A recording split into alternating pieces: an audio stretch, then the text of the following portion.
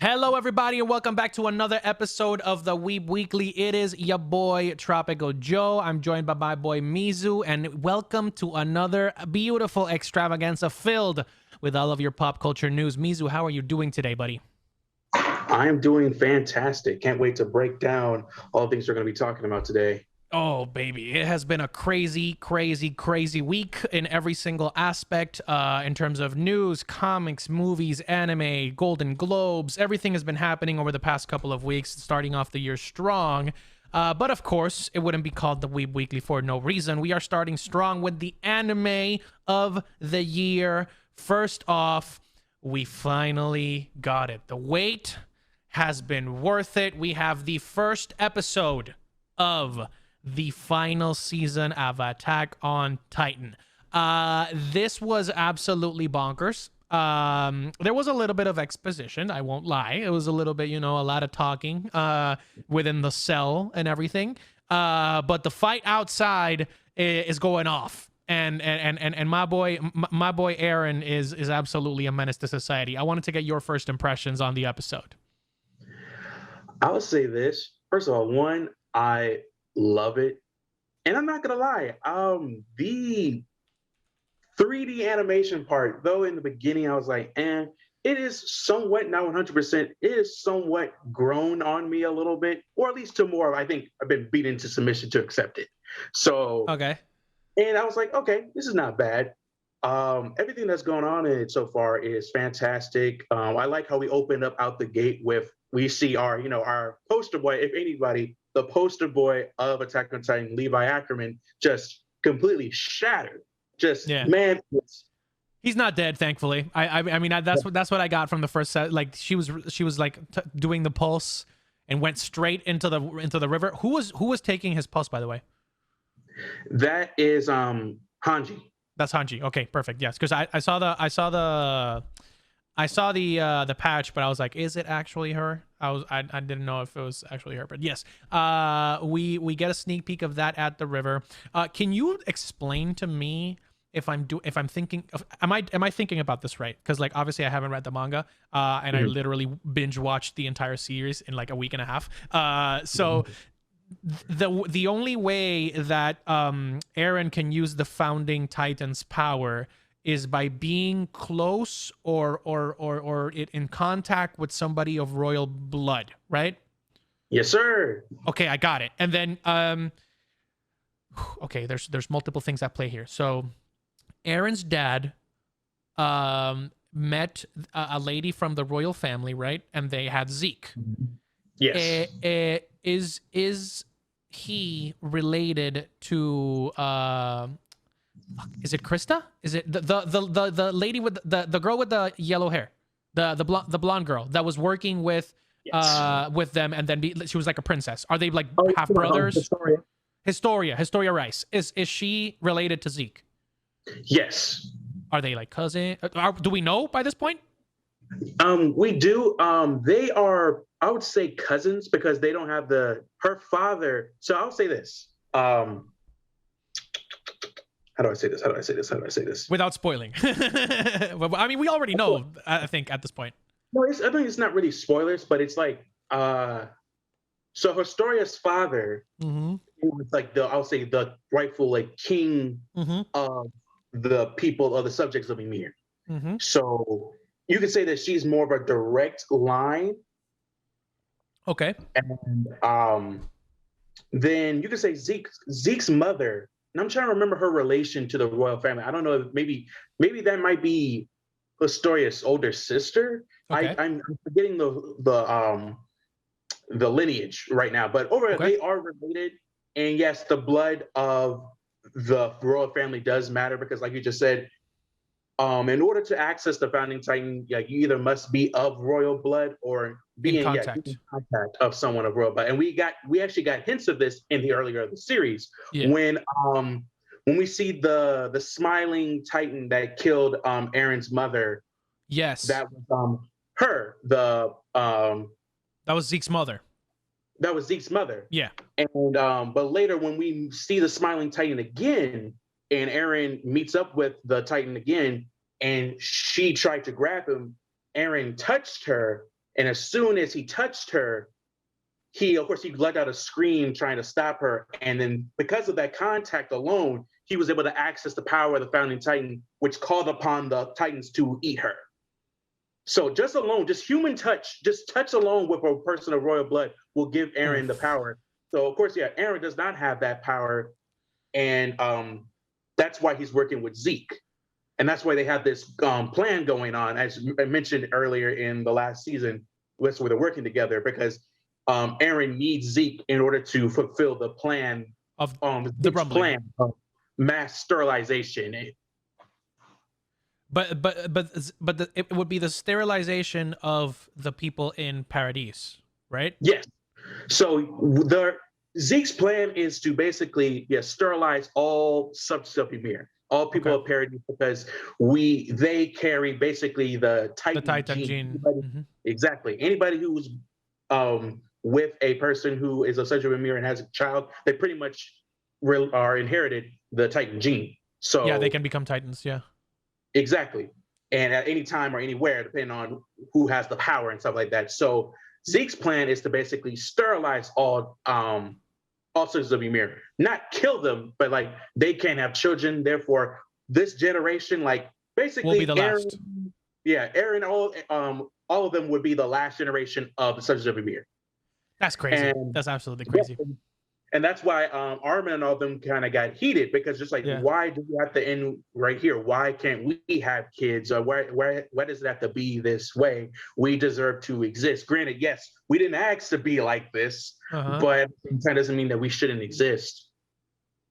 That's the big thing that has been like going over my head. Like the sterilization will eventually lead to extinction. So like there will be no more people in Paradise. Like it'll just be Marley. Like it'll just be a deserted island. So Jesus, every day I try to root for Eren. And I see so many TikToks of people like being like, okay, I have to go to war defending Eren now. now that the first episode is out, and I'm like, bro, this first episode has taught me that shit is gonna go crazy. It's gonna be absolutely wild. But here's the thing. As you can see with how my boy Onya Capone, Black Dude, and all of them, they did not fully understand the ideal what was going on. And plus, who's to say that even Eren himself, as Armin was saying, who's to say that even Eren agrees with Zeke's plan?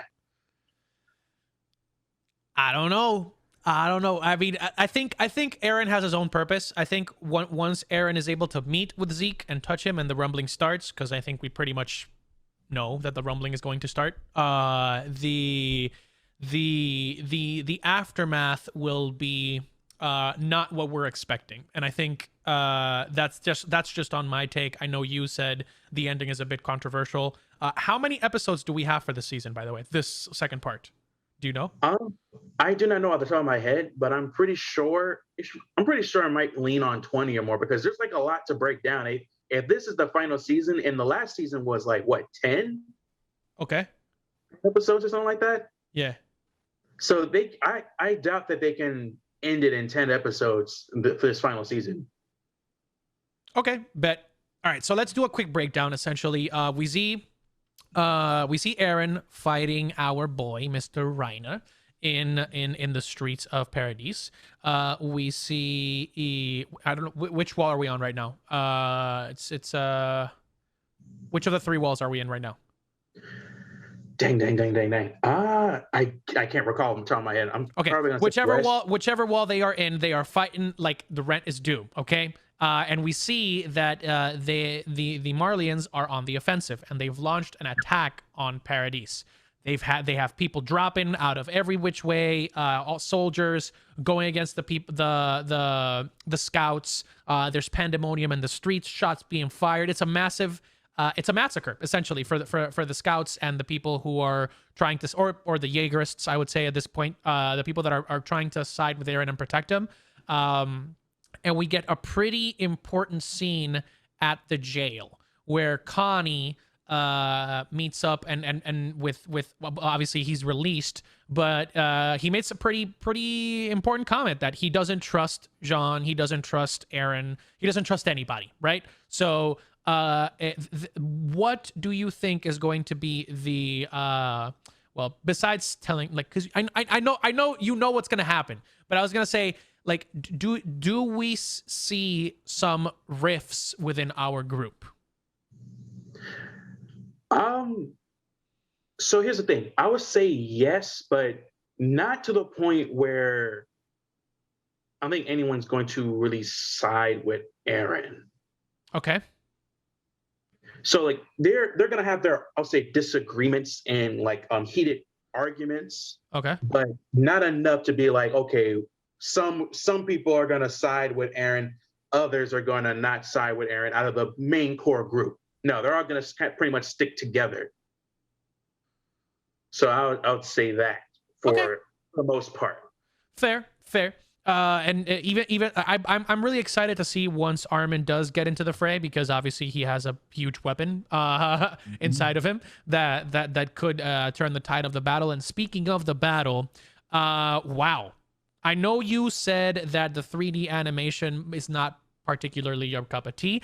I was absolutely sold, because we finally got to see Aaron go at least full force within his realm of possibilities with the Warhammer Titan, and those spikes looked absolutely insane. It kind of reminded me of the Overhaul fight in My Hero Academia.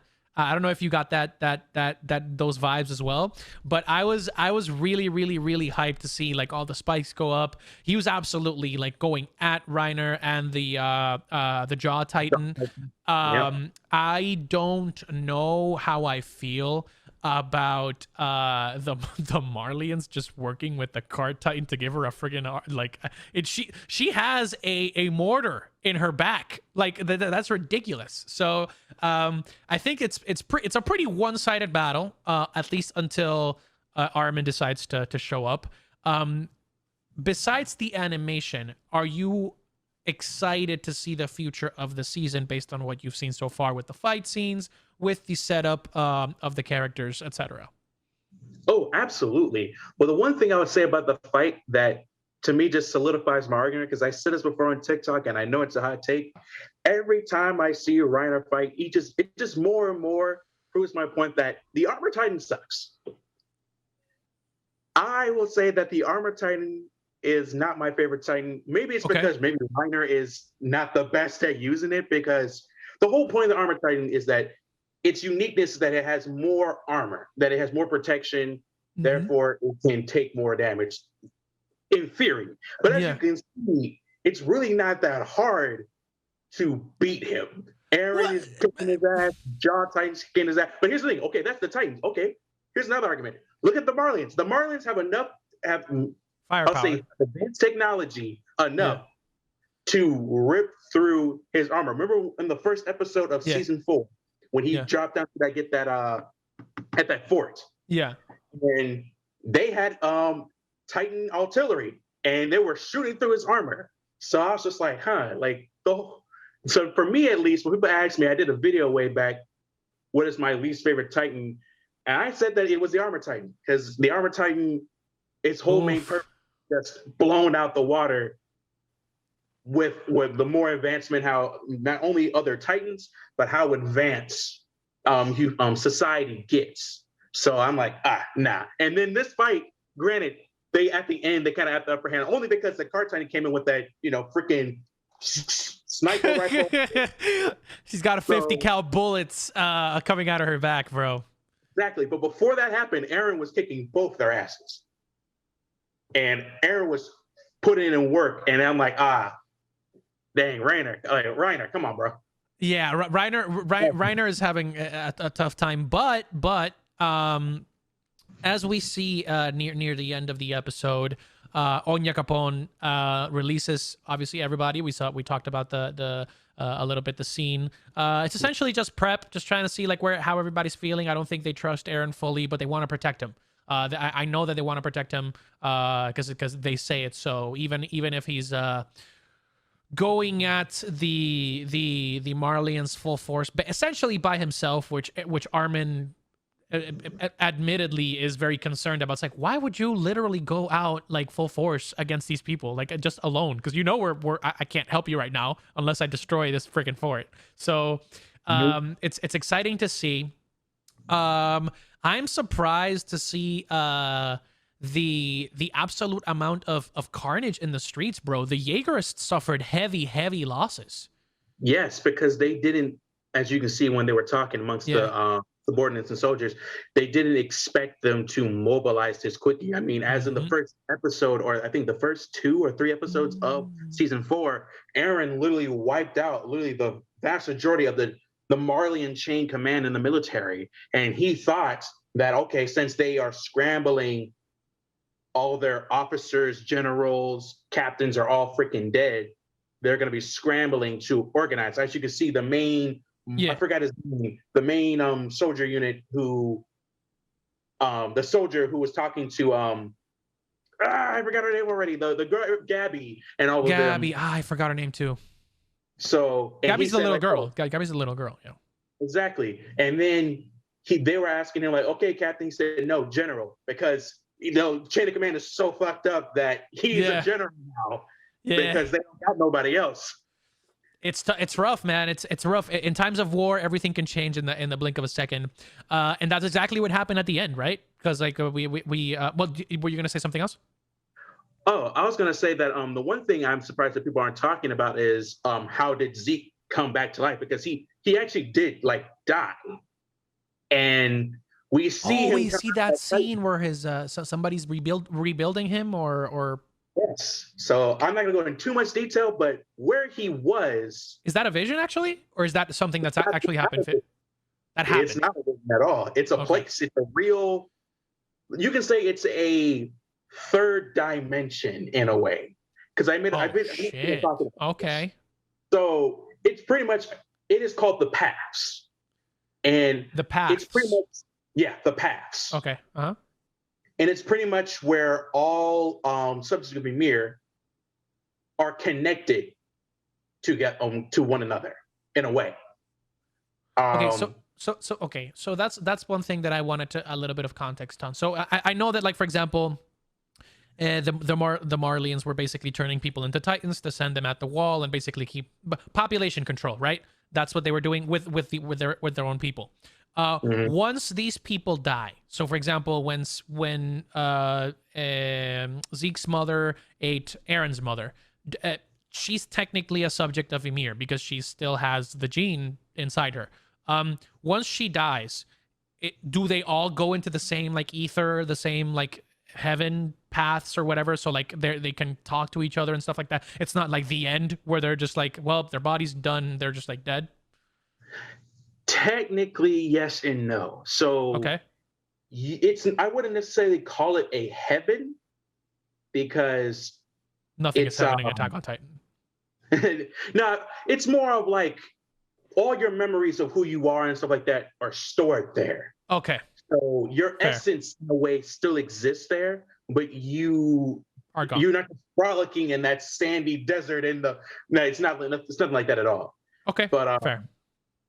What I will say this though, like I said, it's all Sons of the Mirror connected in this world. Kind of like, think of it like, for all my MCU fans, it's like on the ancestral plane in Wakanda. That's what I was gonna say. Yeah, it looks like the place where the Panthers gather, right? Mm-hmm. Exactly.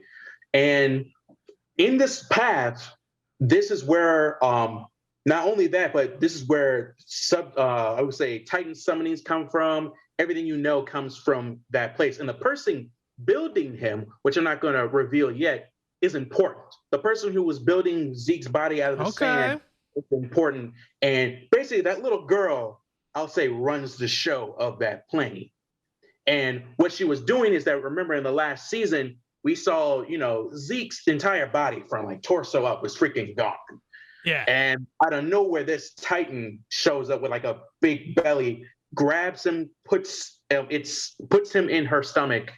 And then that's when we see opening up with this first episode, Zeke wondering like, yo, where the hell am I? And we see the girl building his body. And once we go back to reality of where we are, Zeke comes back all put together. So that's not a dream. That's nothing that actually happened. He Okay. came back together. You can say regenerated, and I wouldn't say reincarnated, but regenerated to his full body form. So that's going to play a big role in the future. That's all I'm going to say. All right. That's essentially what I want to see. Like I want to see, I want to see carnage and chaos in the best way possible.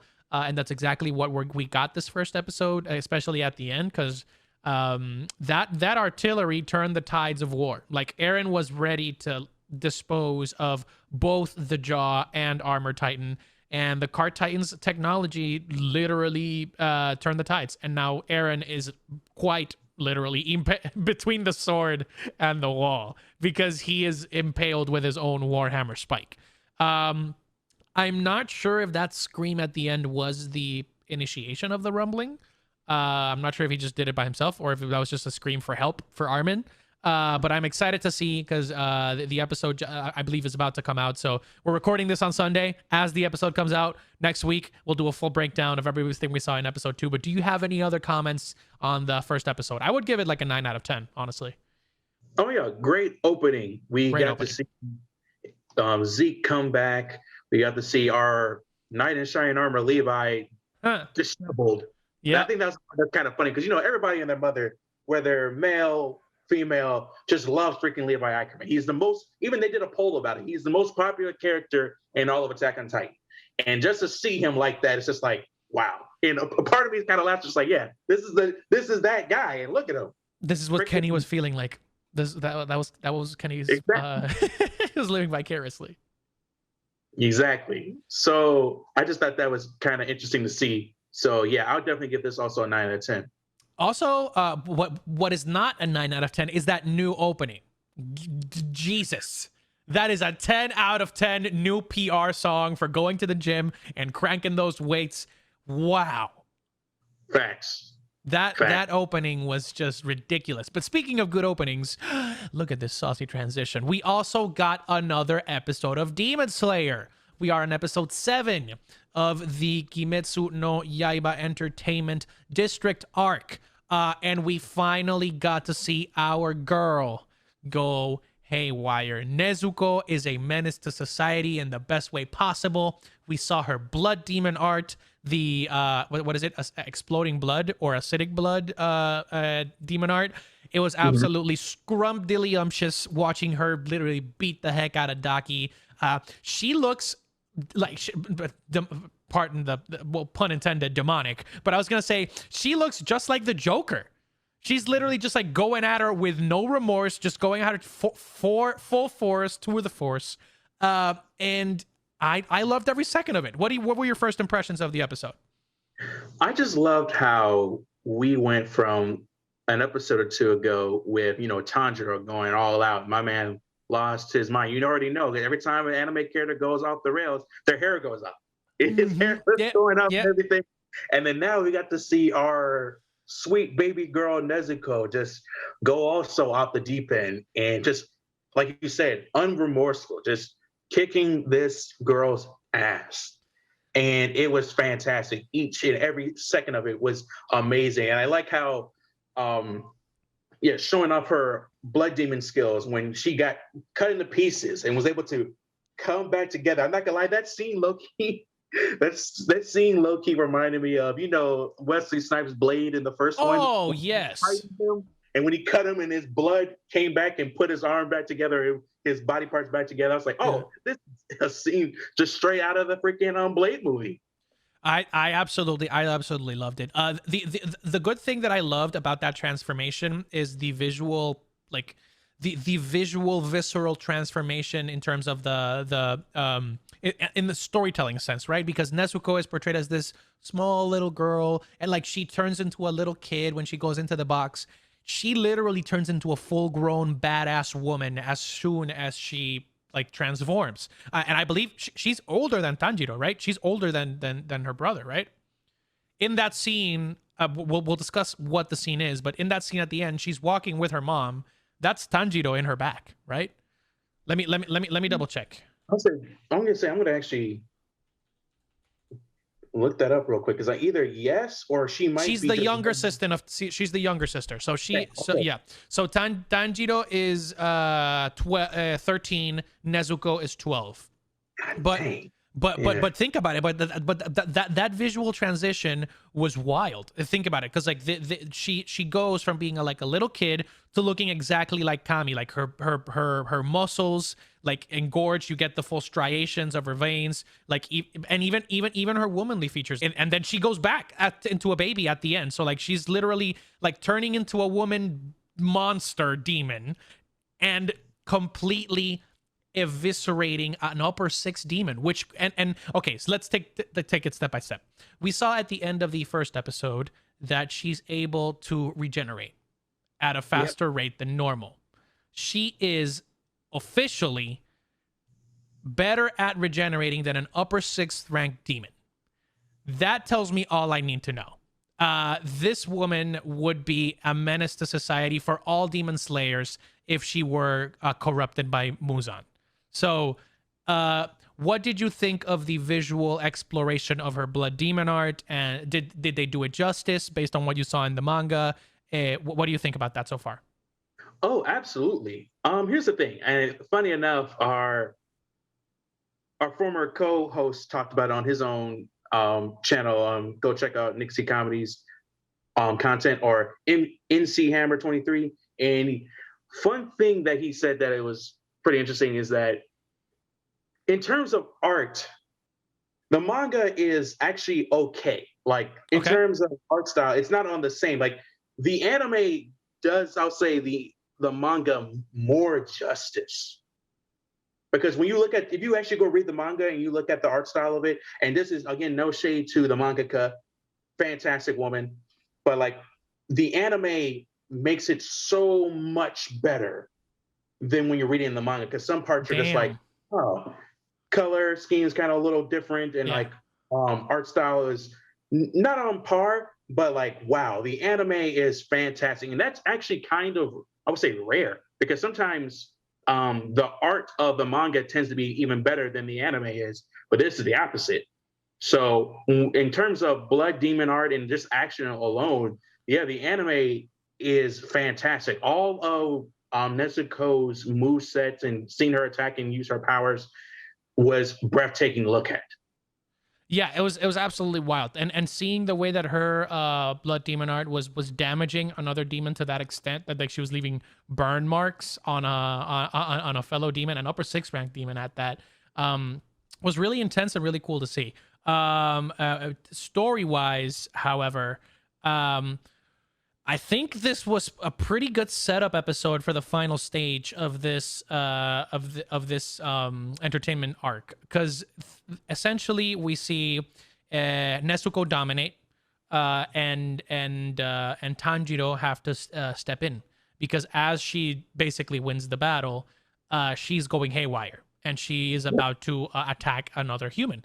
And at the point that she starts drinking blood, she will cease to be who she is. Like she will Absolutely. become she will fully become a demon, and we will no longer see the Nezuko that we know and love. So that moment where Nezuko has to where Nezuko's going rampant, and Tengen Uzui's like, yeah, you better protect her, because like if not, we're gonna have to kill her, you know.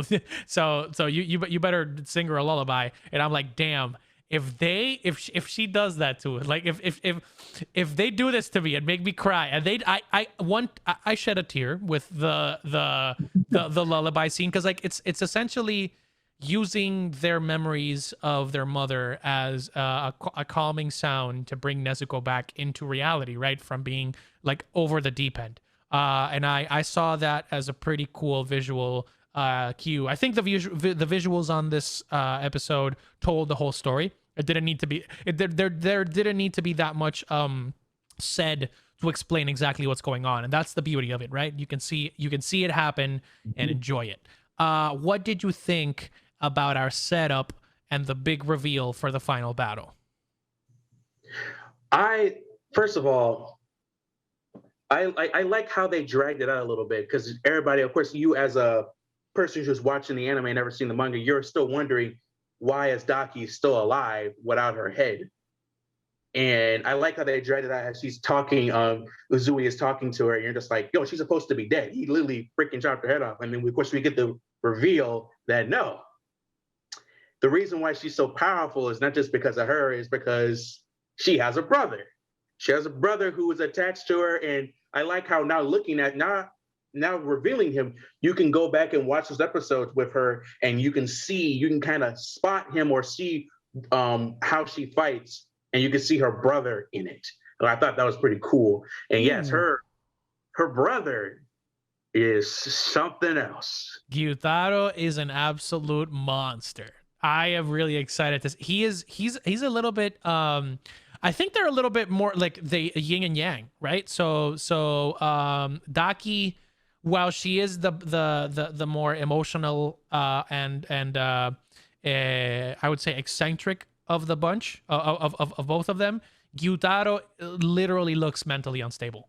Like, and he says he's obsessed with like with destroying Tengen because of his looks. He can't even believe that they like bullied her sister or whatever. I was completely in shock when I saw his blood demon art. Like, he can control it. It gave me very much Magneto in X-Men 2 vibes, controlling the blood. I was like, bro, these are scythes made out of blood and he can control them mid-air. This dude is baller. I am sold. I really want to see how this all unfolds, because he's actually giving Tengen a challenge, right? The Sound Hashira is having to pull out all the stops in order to stay alive. So and now that he has backup, it's gonna be good. I think so. Oh yes, absolutely. I love that. I like how they already showed off how fast he is. Because we saw how fast Tengen was moving, and to see him do that and to try to do it again, he's like, oh no. Because I like how Tengen's just like, no, like, I'm not going to be sitting around here. I'm going to do my job. No, like, no ifs, ands, or buts. But no, he was too quick, and that part was amazing. So yeah, we're definitely going to get some interesting fights after this, and especially since, because if you didn't listen to her earlier, Daki said that, oh, it's not just him, there are others as well. So keep that in mind as well. There are others as well, meaning other Hashiras? As in Tanjiro, Zenitsu, because right now he just saw Tengen, just like, oh, Tengen and Nezuko, and Daki says, like, no, there's more of them. It's not just him. So they're gonna have to quad. They're gonna have to do a quad team in order to beat both of them at the same time. Like, it's ridiculous, because they're essentially one and the same. Like, the Daki and Gyutaro together are what make the upper 6 ranked demons. So I'm excited to see how the gang is able to keep up with them, because like those two blood demon arts combined, that's gonna be rough. Absolutely. All right. But you know what's also pretty rough, and who got their ass handed to him? Boba Fett. Oh, baby, what a great transition. Star Wars, the Book of Boba Fett. Damn, that was a great transition, Mizu. I'm gonna give you a clap for that, because I was looking for one too. I was like, yo, we gotta talk about this massive beatdown that we saw. So again, Demon Slayer was good, and the Book of Boba Fett was just as good, with the introduction of our boy Black Krrsantan's full fury. I'm gonna say the first thing out of the box. There's been a lot of people on the internet that have expressed some dissatisfaction with the Book of Boba Fett, saying that it's slow, saying that it's lack of action, etc., etc., etc. This episode took everything up to 11. Even if it was just a small little fight, that was just a slight little taste of what we could get from this amazing Wookie. Black Krrsantan is officially in the scene. And do you want to give me first your first impressions on the episode? What did you like? What did you not like? How did you feel seeing Black Krrsantan in full action?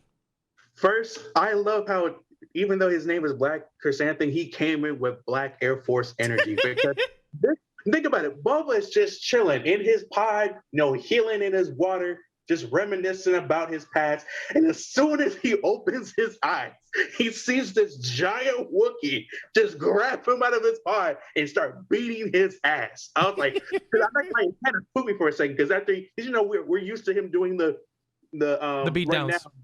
Now, being in the pod, doing the memories, the flashbacks and stuff, and just getting out. And I just like how it opened up. Same thing, opens his eyes, freaking giant furry black thing just sitting up there. I'm like, I was so thrown off.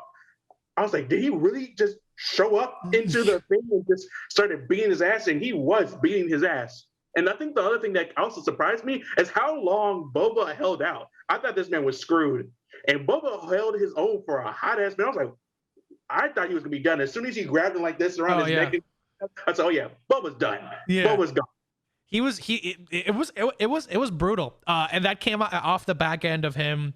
So okay, basically the story is pretty simple. Before that big reveal, the main part is the fact that Boba Fett has to keep the streets of Mos Espa, which is the name of the episode, keep the streets tidy, right? So Bib Fortuna basically sold off Mos Espa to different families, and it was just taking tribute from multiple families while they took care of the underground in Mos Espa and just ran tribute in order for him to keep his title. Now there's people like, for example, the water merchant that we saw, who are charging extra for simple resources like water. While they are scarce in Tatooine, it's also like kind of distraught. Like the streets are completely in disarray. The power vacuum is real. And so Boba Fett has to consolidate all of that and make a concerted effort to keep the streets in line. And so he goes at this gang of cyborgs, essentially. It's people that have used cybernetic droid parts to make themselves a little bit more dangerous, which is what the internet is calling the Power Ranger crew because of their electric mopeds. And I get it. This is like that was the boring part of the episode, I guess. But it's good to see that Boba is able to compromise on behalf of people and be like, look, they owe you a debt. I'll pay it. You guys need work. Come work for me. Like, he's being the Godfather. That's what we're not going for full bounty hunter Boba Fett yet. I think we're gonna get some pretty badass moments like when we saw his introduction in Mandalorian season 2. But I like this new aspect of trying to be a Godfather-like figure, because traditionally in the Star Wars mythos, bounty hunters are just in it for the money. And in this case, he doesn't want to be in it for the money. He's being a leader, and while it is the underground, he wants to rule with respect, not necessarily with fear. And I absolutely loved it. But obviously, nothing is sunshine and rainbows in Star Wars. And of course, as Mizu said, Black Air Force One energy personified is sent. Okay. From what you've seen, what do you think of Black Krrsantan as a character? Knowing the background and what you saw from this session. After you explained him to me in the last pod, I've been trying to consume a lot of info on him. Mm-hmm. And honestly, I love him. And to the point where the thing you said last time, I do hope he shows up in Kenobi. I do hope he shows up in all these other projects, because he does in the other platforms and media for Star Wars. So like the comics and stuff like that. So I definitely would love to see him more, and how I wouldn't say integral, but he's just a pretty cool character to have around. And it's similar to Boba Fett, because I mean, look at Boba. But in, like, again, the original trilogy, he was just a guy in the background and only had 2 lines, and now he is this cultural symbol and a badassness. And Black Krrsantan is giving me that same thing. Like, Black, and how the people are reacting to him. I can see more stuff with him in the future. That's all I'm saying. For sure. I find it really funny that in the last scene that we see him, he just exits stage right. He's like, okay, but I'm just run off screen. But essentially, there's a lot of Easter eggs around this entire thing. So, okay, first few Easter eggs. The Black Krrsantan is obviously well equipped. He's a Wookiee. The main thing that I saw people online is like, it's so unrealistic. He could have literally killed every single person in that scene by himself without even using his weapons, because he can literally rip their limbs off. So he full on defensive tackles the two Gamorrean guards and gets like trapped in the Rancor pit. But before doing that, he uses his electrified gauntlets, which are a version of the weapons that he used to knock out Chewbacca in the comics. Like, this man he's beaten Chewbacca. Like, he's that good. So he's full. He's what's it called? A force of nature. You can't stop it. You can only hope to contain it. And that's exactly what they did. They put him in the Rancor pit. And we learn that it is the last. What is it? It is the last deed that the twins are doing, because they are heading back home. They are afraid of what's going to happen next. And that is what I wanted to cover, because essentially for the two Hutts, which, if you don't know the Star Wars lore, Hutts are really powerful. They are slow and sluggish, but they are really powerful beings. Like, when they go an adult Hutt going full blast is challenge enough in and of itself for any being, including a Jedi, because they're immune to they're force sensitive, essentially. So the main thing is that the twins are like, look, we're sorry that we sent Black Krrsantan to collect you. He didn't come back home, which I'm guessing means he failed. And we're gonna give you a gift. And boy, did they deliver the gift of a century. How did you react when you saw Danny Trejo coming in with that Rancor? First of all, I just want to give Disney and Star Wars a shout out for getting freaking full-on machete to show up in the goddamn series. But not only that, because I was really sitting here looking at it, it's like, is that machete? That's Danny Trejo. And I like how, and funny enough, every time I always ask a question, my question always gets answered. So in the last episode, or I think the previous episode before that, they talked about how the assassin got dropped in it and they didn't have a Rancor. And I was thinking to myself, like, what if they did get a Rancor in the future? And lo and behold, they did. And they, of course, the twins messed up. They gave him, like Jose said, and they gave him a gift, and that was a Rancor, and like a new Rancor to go in with Boba's new establishment, which solidifies that Boba is getting up there in seriousness, like as being the new Jabba. I like it a lot. I was fully sold, and I'm a big fan of lore expansion, right? And so we learn that Rancors are not these like wild, crazy beasts. They are actually really loyal, loving creatures that are. I liken them to pit bulls.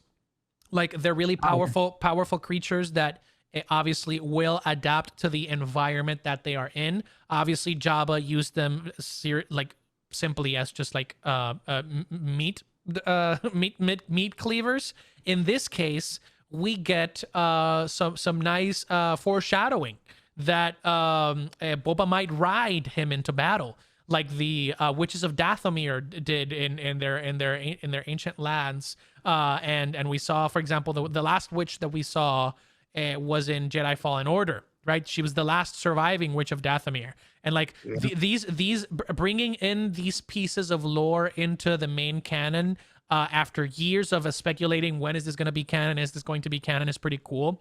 Especially that little line where Boba says, "I've ridden Beast 10 times his size," and that's referring to the freaking holiday special where Boba Fett is riding the mythosaur.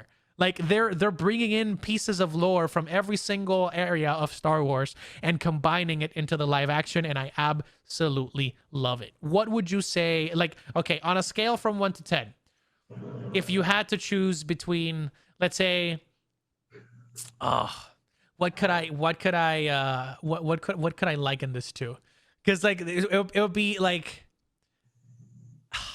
It would be like watching Khaleesi in Game of Thrones ride the dragons for the first time. Like, this is legit amazing. Watching Boba Fett go to battle on a full-grown Rancor would be sensational. Oh, I definitely agree. I hope they follow through and do that because they, like you say, Disney and especially Star Wars and all that stuff, they have been doing pretty good when it comes to callbacks and continuity of late. So I hopefully they do that, and it would be cool to definitely see him just at some point wherever he has battle with, wherever the big battle is going to be with, and he shows up on the Rancor. That would be amazing.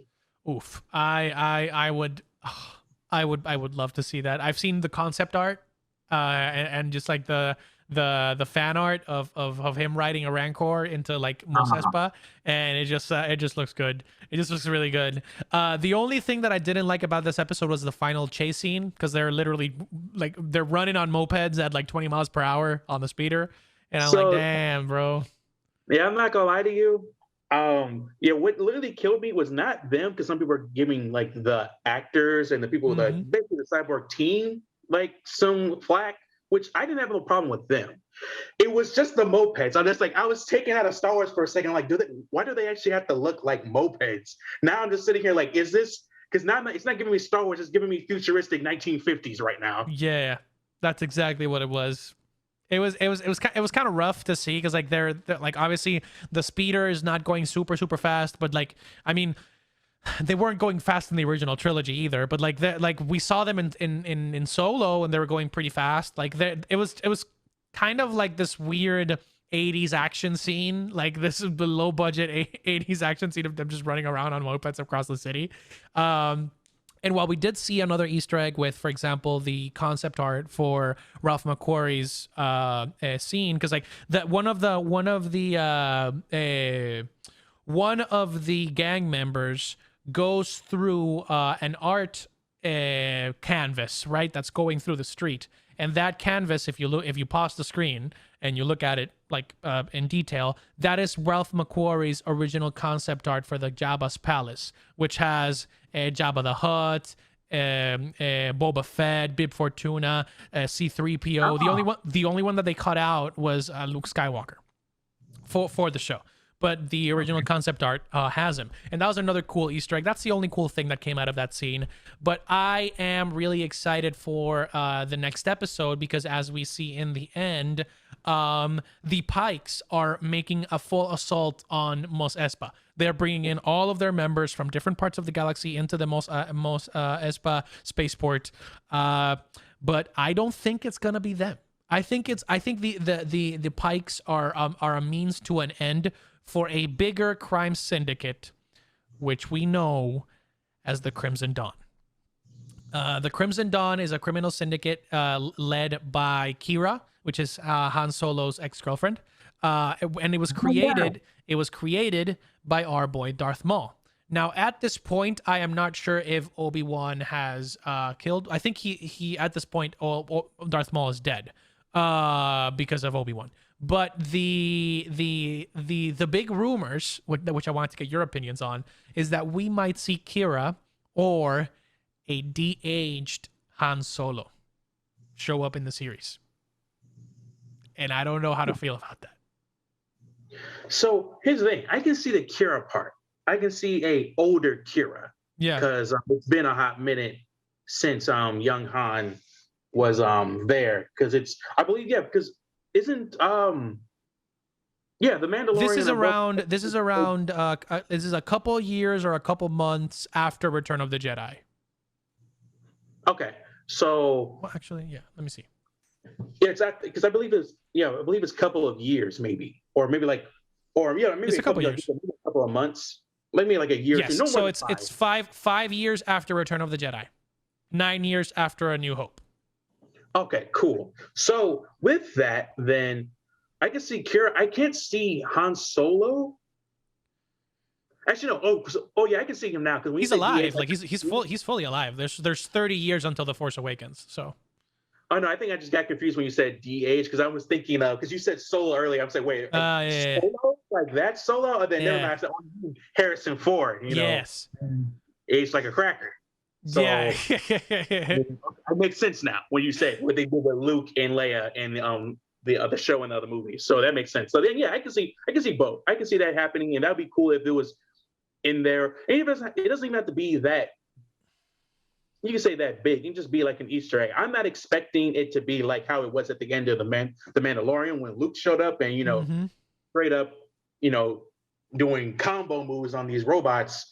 But it would just be cool to see him maybe even show up, be like, oh, he's just in the bar. It would be what if they do that? What if they actually brought in Han Solo? It wasn't even a big deal. He was just in the bar, just like, oh, but thanks for the meal, and just leaves. Bro, the thing is that's the thing. Han Solo, sorry, Harrison Ford, was reported to be like spending like a week or two in London.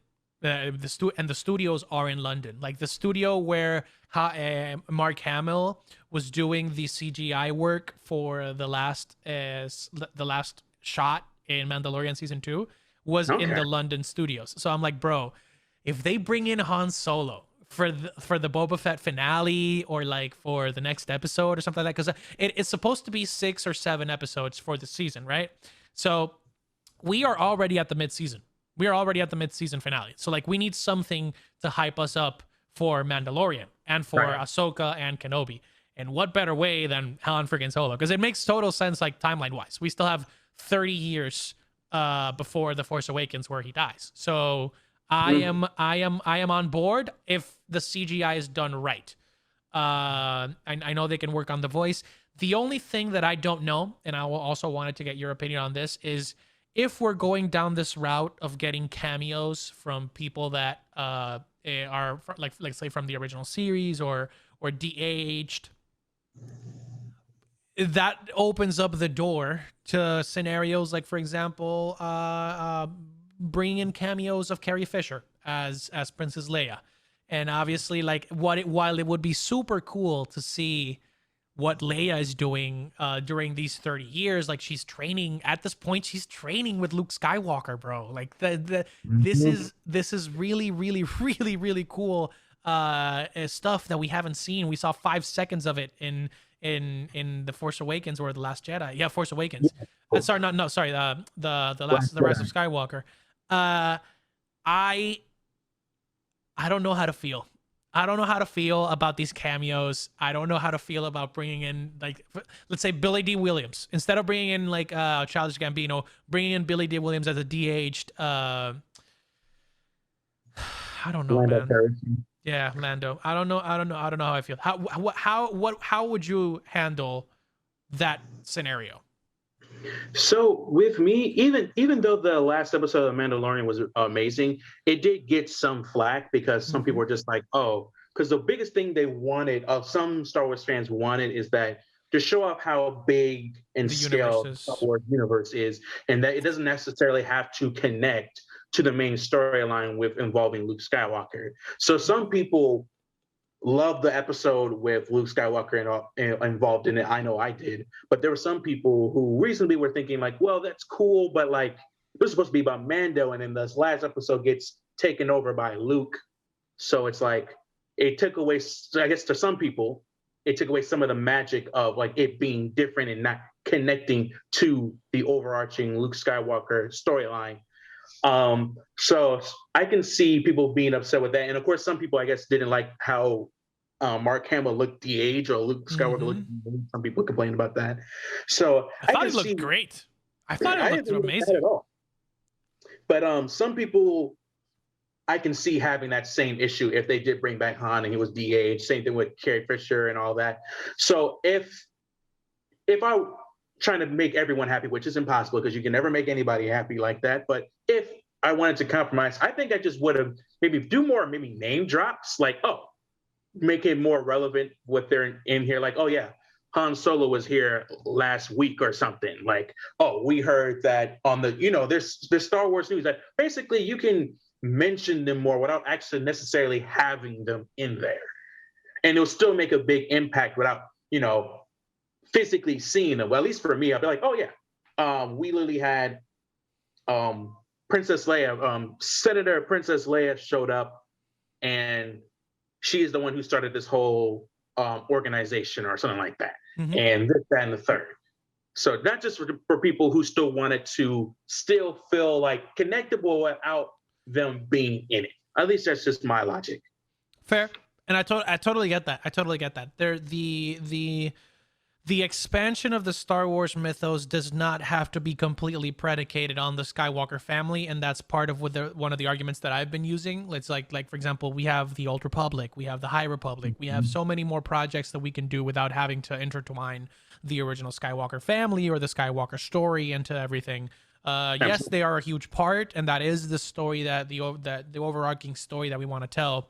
Because obviously, yes, at this point, they are the most important family of Star Wars, at least in this time period. I mean, they're the ones that had to deal with the Emperor, which is the most powerful Sith Lord that we had seen up to this point.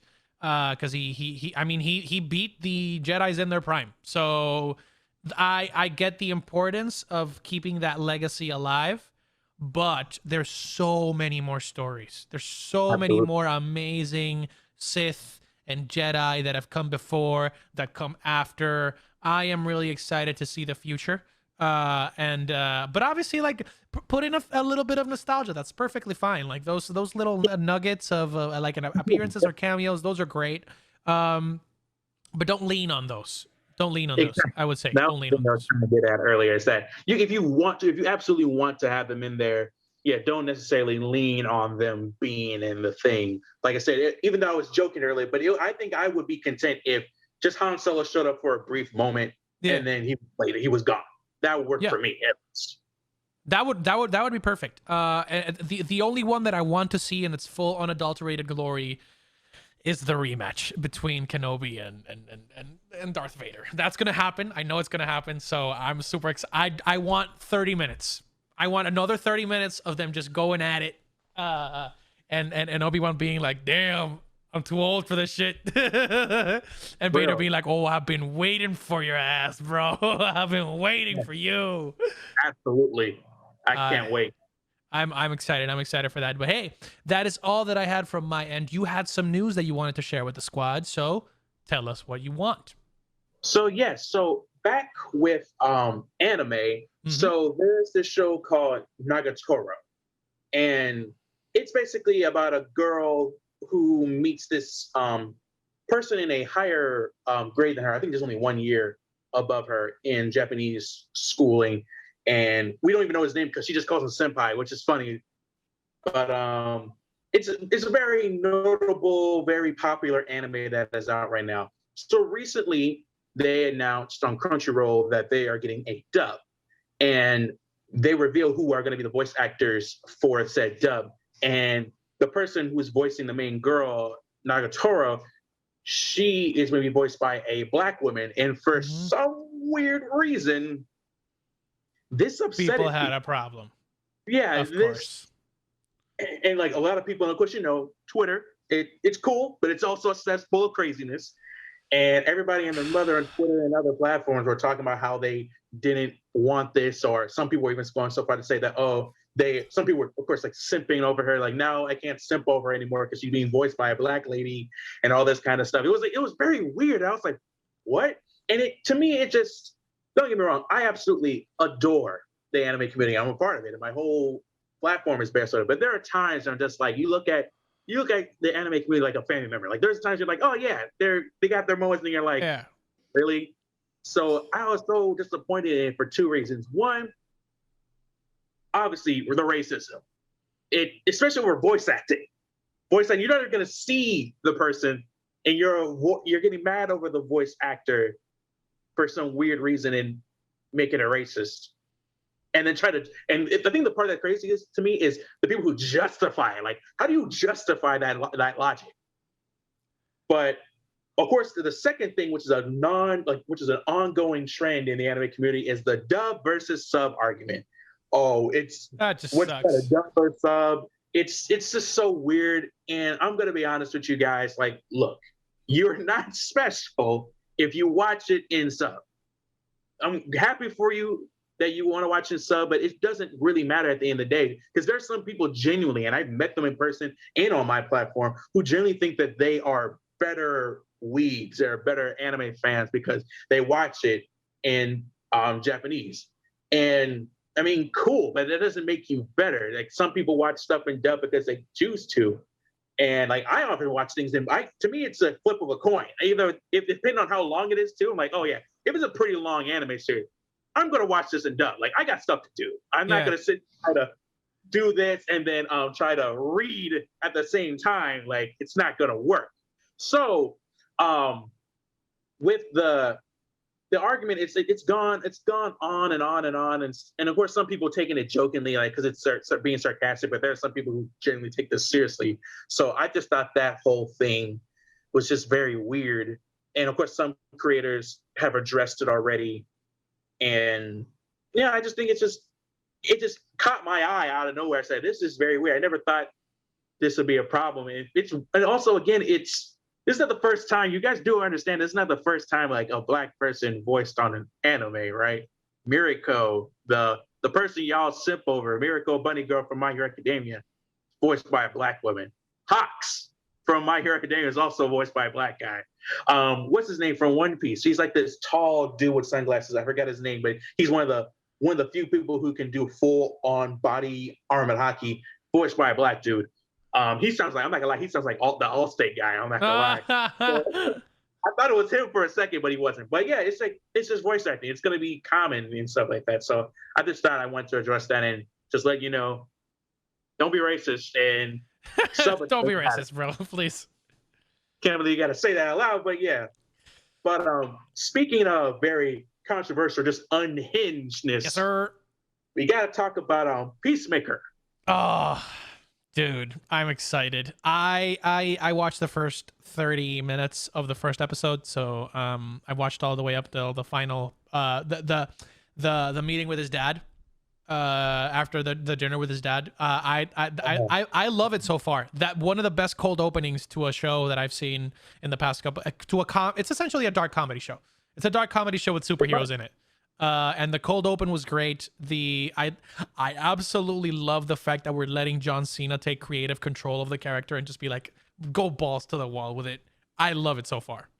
Yes, I'm happy for you that you're watching. And on top of that, I can't wait to see your reaction to the other episode because I already watched all three of them. Yeah, I'm watching them as soon as we're done here. So, and I'm not going to go into more spoilers or anything like that, but like, the way they're doing, I definitely agree with you. They're giving John Cena full range, and we get to see John Cena's incredible acting ability, and which is not surprising because he's acted before. But it's like this is the one where he's like, this is his character. This is his baby. Exactly, and I'm very happy for him that he's finding work outside of wrestling because there's the whole thing of wrestlers trying to do other stuff besides wrestling, getting out there, and there's only like a handful who done it, which is the poster boy of it is The Rock himself. Bro, it's literally The Rock, Dave Bautista, and John Cena. Like it's those three that have ascended to the level of like boom. Oh well, exactly. and well, we also have a what's her name? She's in The Mandalorian. Her. I know you're talking about. Yeah, but she obviously had some Cara Dune, Gina Carano. She had her controversies and stuff. But UFC fighter. What? I thought she was a UFC fighter. Yeah, but I meant like martial artists / combat sports people transitioning into acting.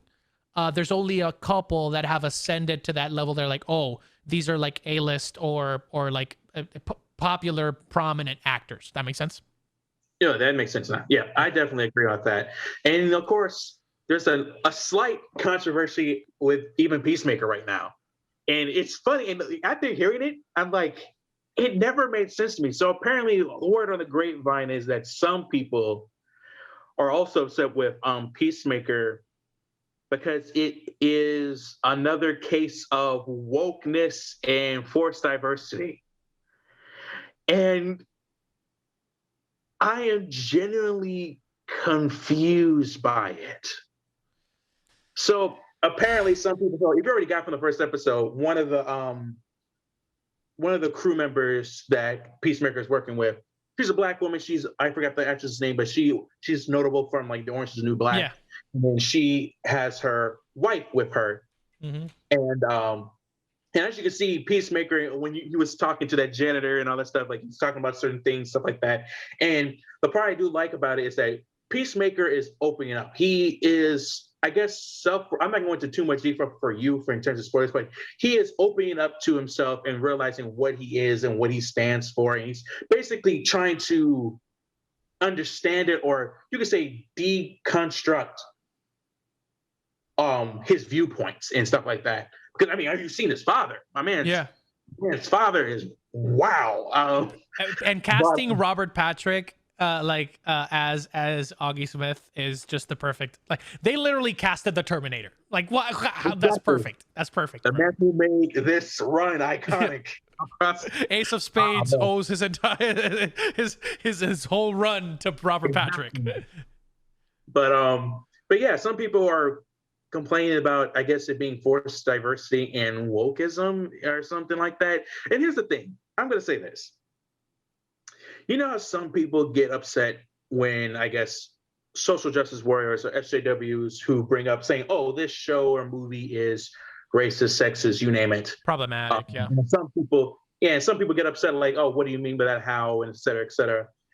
I'm kind of feeling the opposite of the same way with them. It's like, oh, great. I said, how? Please explain to me how this is woke. Please explain to me how this is forced diversity. Yeah. It's such a run-on argument right now that I keep seeing everywhere. And don't get me wrong, on the surface, it may sound like a legit argument. But when you take the time to do the research and just dig away at it, the more and more you realize that these arguments are weird and baseless. First of all, let's look at it. Forced diversity. Forced diversity is just a word, a very vague word that people slap on anything. And it's pretty much saying that, putting a person of color or a person of minority status, whether it be gay, person of color, or disabled, you name it, in a movie or TV show that I guess they don't want to say it out loud, but they don't belong. And they call it forced diversity.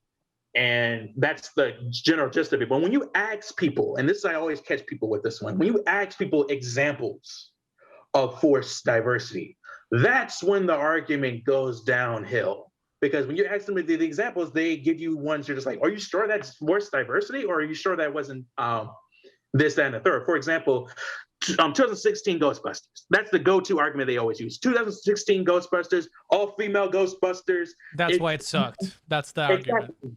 Exactly. And they say it failed not because of the writing, not because of the cinematography, not because of the weird story. It's because it was all women, and that's what made it bad. And I'm just like, you do understand that, okay, let's take that part out of the matter. Let's say we got all the OGs. Let's say even the what's his name? I forgot the actor's name who died of the four Ghostbusters. I always forget his name. I'll check right now. But let's say we got all four of them. Bill Murray, all of them are back. Harold Ramis. Yes. You know, even Harold Ramis is back from the dead. We got all four of them together. That same movie. Don't change nothing, but have them in that movie. Would it still suck? Would it have made a difference? Mind you, keep all the writing, keep all the other stuff the same. It would still suck regardless. Mm-hmm. But people would love to bring that up as a legit argument. And same thing with wokeness. Anytime people slap the word woke on anything. Anytime a show or movie just gets conscious or just has one moment, not even the entire movie or show, just one moment, one little, maybe 1 minute scene where they say something conscious like, capitalism sucks or something like that. And then just keep it moving. We went through this for like 8 weeks or 10 weeks with Falcon and Winter Soldier. Like, people were just complaining the entire way through. And I'm like, bro, that's exactly what the show is about. Like, Kevin Feige told you. Like in person, like he had to verbalize it for you to understand that some things are not like gray, like they're black and white. Like some things are, and like when you're trying to make a point, and this is just to elaborate on what you're saying, you have to break some eggs, right? If you want to make an omelet, you have to break some eggs in order to show changes in film, in animation, in video games. You have to make a change. It can't be just like a gradual thing where we have like a small side character or whatever. You just show it, and that's it. Show it like it's normal, because that's how we normalize things. Exactly. It doesn't have to be like this whole ordeal where we transition into being accepting and diverse and whatever. We just do it.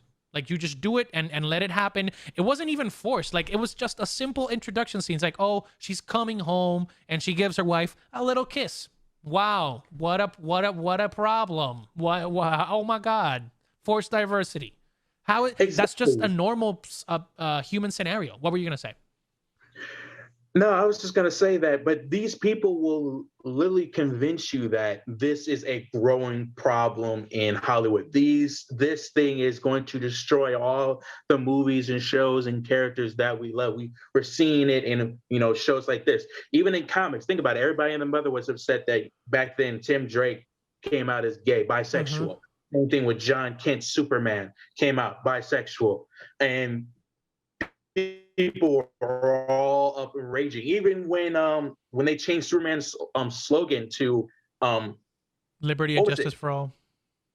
No, no, it was something like that. Truth, justice, and yeah, Yeah, and they changed it to Truth, Justice, and a Better Tomorrow. yeah. And some people got upset about that, and like this little stuff here or there. And like I said, they will convince you that these problems they're ruining movies, they're ruining TV shows. This stuff is making us go down a bad hill, which it's not. And let's be honest, and like you were saying earlier, that we have to push through that envelope, we got to push through that barrier. Oh And it's like what you were just saying, and what I was saying in my last episode with my little fact yesterday, or the last time, was life imitates art, mm-hmm. or art imitates life. Yeah. So we're going to draw from our own lives and situations. And I'm going to be honest, sometimes stuff like this, conscious stuff, like things like that, make good stories. They make good stories. They make stories more complex. You can't have a complex story without some of those elements being in there. It's going to happen. Sure. And if you think that that's a problem, then I don't know what to tell you. I don't know. Go watch Mindless Action. I don't know what the hell you want, because this stuff is going to be here to stay. Now, the only argument I can understand to a point is maybe like tokenism, where you have a character in there and they're just, oh yeah, she's that token black girl, token black guy, whatever. I get that argument to a point, but even then, the examples that they give aren't the best. So overall, I'm just getting kind of tired of these arguments, to the point where I'm just like, I'm literally doing this with my head. I'm like, oh great, maybe guess now. What?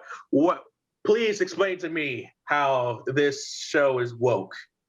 Well, please explain to me how comics are being ruined right now, knowing that comics have been political since its creation and stuff like that. It's just weird. But I think the problem I have is that people are trying to make it relevant.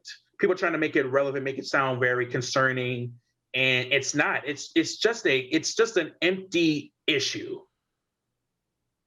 Yeah, I feel like there's a lot of context that needs to be added to the media that we consume on both sides of the spectrum, right? On in terms of diversity and inclusion as well.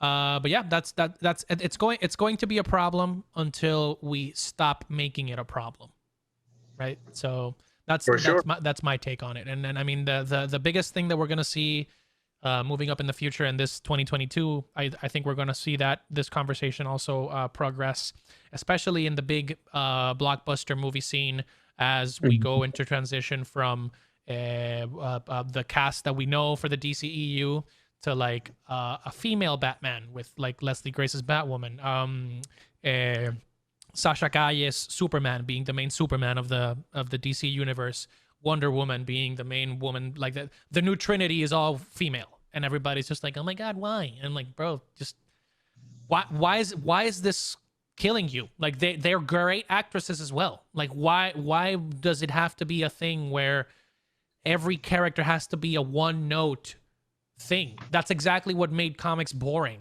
And like characters being one note is exactly what leads to declining comic sales, and they reinvent and they reinvent and they reinvent until something sticks that a lot of people enjoy because it's good, not because of its like political correctness or whatever. It's just because it's good. Enjoy the content, Give your opinions, but don't make it don't make it a battle of my opinion is my opinion on the character and my perception on the character is the correct one. It is not. Especially in the realm of comic books, like characters who consistently change. Think about it. The Batman we know and love was not the Batman who came out when he first debuted almost a century ago. Mm-hmm. So same thing with Superman. They all got to this point because of recreation, adding things to them. So of course they're going to be the Batman, Superman that we know today. And they make these arguments with the same characters. Like for example, with John Kent Superman. John Kent debuted in 2015. He's not even 10 years old in creation yet. So of course, there's so much you can build off of him. He's still, you can say, in the molding phase of his character, because there's so much you can do with him. There are many characters, and there's some characters Miles.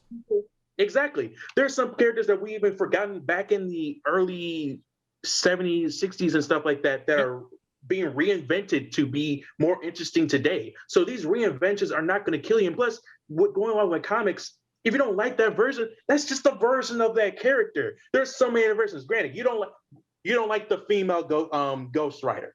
Okay, yeah. You still got 7 other Ghost Riders you can go look at that might pique your interest. But this female Ghost Rider or Black Robin or something like that, whatever your problem is not the only version of that character. I think the best way to put it is, and I think this is the perfect example. But while it doesn't touch directly on the process of diversity and inclusion, it's a perfect example of how these things come about and how we can make changes. Iron Man was a B tier superhero. That's just the fact. Iron Man was a B tier superhero until a failed recovering drug addict actor decided to put on the mantle and became an icon that led the biggest superhero franchise and movie franchise in modern history. So second chances and reinvention are the key for superhero movies. That extends to other pieces of media, but if you liked that underdog story becoming a reality, I think we can put up with a couple more. So that's all I have to say. I definitely agree with you. All right. I 100% agree with you. Do you have anything else for the squad? So I asked you guys a question last time on who was a morally great character, or who was a character that you don't agree with but you understand. So I got a new one for y'all. Okay. We have seen very interesting side characters that come through all the time. We got in Demon Slayer, we got Zenitsu and Yosuke, and Peacemaker, we got Vigilante and all these other characters. Side characters are pretty much the glue that pushes up the MC. With that being said, there are also some side characters who are just not that great, or sometimes some people don't really necessarily like them. So my question to you, Jose, and I can ask everybody if you want to comment as well, who's a side character that you do not like? And it can even be a very popular side character too. Okay. A side character that I do not like. And it can be from any form of media, anime, non-anime, cartoon, whatever. The answer that I'm going to pick is going to be controversial. But okay, go ahead. And this is just from the perspective of, and I'll be perfectly honest, I haven't reread the Harry Potter books in a long time. I haven't reread them, so I haven't seen, like, I haven't had the original scripture, let's say, ingrained in my memory in a couple years. But this was just based on my previous self and how I interacted with these movies, with the movies specifically. I was not a big fan of Ron. When I was young, I was not a big fan of Ron. I felt that Ron was always in the way. I think that was a product of me shipping Harry and and Hermione. Hermione when I was super young. Keep in mind, like these movies came out when I was 6. Like come on, like I was growing up with these characters. So as I started to grow up, as I read the books, I obviously like got why Ron was such an important and pivotal character for Harry's development. But up until the 3rd film, especially up until like when he's talking about Crookshanks and Scabbers and being annoyed at Harry for being annoyed at Harry during the Goblet of Fire, like all that stuff felt so infuriating to me. It's not that I didn't like him, it's that I felt he was in the way. And I think that's a slightly controversial pick because everybody loves Ron Weasley. When I was young, I still am young, except I'm balding. But I would say that in my youth, in my very infant youth, I was not the biggest fan of Ron Weasley. That is pretty controversial. Which one's yours? But I don't know. I'm going to get some heat for this one. Okay, go. You know, one, just like you, I'm going to clarify something. I do not hate him. I do not hate him. I still think he is a good character, but I feel like we need to have a conversation, a revelation about this. The character I'm choosing is from the fantastic series known as Naruto. I'm even wearing the beanie as we speak. And that character is the iconic character of Rock Lee. Now you might not know. I know people are gonna get mad because people people have Rock Lee as their training montage hero. So look. Hear me out. Again, I'm just clarifying. I don't hate him, but I do feel like we overhype him a little too much. Because here's the thing. He's a great character. He's a great motivational character. He inspires a lot of people, and we love his determination. It's almost the same determination as the main character himself.